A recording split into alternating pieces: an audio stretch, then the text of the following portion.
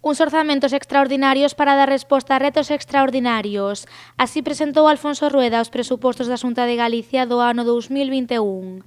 O presidente do Partido Popular en Pontevedra quiso facer balance dos máis de 3.000 millóns de euros que se destinarán a esta provincia.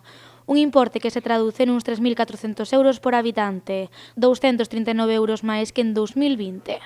Xa creo que nos últimos anos se evidenciou a aposta clara da Xunta de Galicia, aquilo que falamos da legislatura histórica, a que rematou neste ano 2020 coas eleccións da Xunta hacia Pontevedra, pois esa legislatura histórica se vai seguir verificando e consolidado nesta nova legislatura cos orzamentos que creo que falan, creo como hai que falar, aparte das proclamas que se poden decir desde o punto de vista político, despois os orzamentos son a mellor demostración de se esas compromisos e esas afirmacións son certas ou non son certas. A política social, a educación e a sanidade son, segundo Alfonso Rueda, os tres piares principais dos presupostos da Xunta.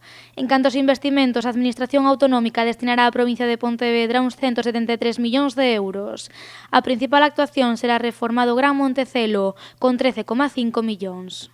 Un hospital que es un compromiso de Alberto Núñez Feijóo, un compromiso de la Xunta que se ve materializado a nivel económico y que va a permitir que en poco tiempo tengamos un nuevo hospital que facilite el trabajo a todos los profesionales que allí lo tienen, que incremente la capacidad del hospital para ofertar nuevas especialidades y, sobre todo, que mejore la calidad asistencial de tantos y tantos pacientes que son subsidiarios de tratarse allí. Os proxectos da EDAR, o emisario submarino e o saneamento da ría están tamén incluídos nestes orzamentos.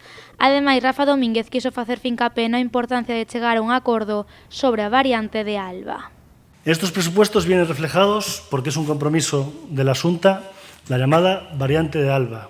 Están dotados presupuestariamente, pero siempre y cuando se complete ese compromiso que teníamos de que se consiga un trayecto, un trazado adecuado y consensuado con los vecinos de Pontevedra. Por lo tanto, el compromiso existe y se mantiene. Falta todavía que nos den un trazado que sea adecuado para que no perjudique de forma importante a los vecinos. Por último, cabe destacar que nos orzamentos da Xunta de Galicia inclúense tamén partidas destinadas á reforma do Instituto Valle Inclán, a ampliación do Carlos Oroza ou a reforma da residencia de maiores de Campo Longo.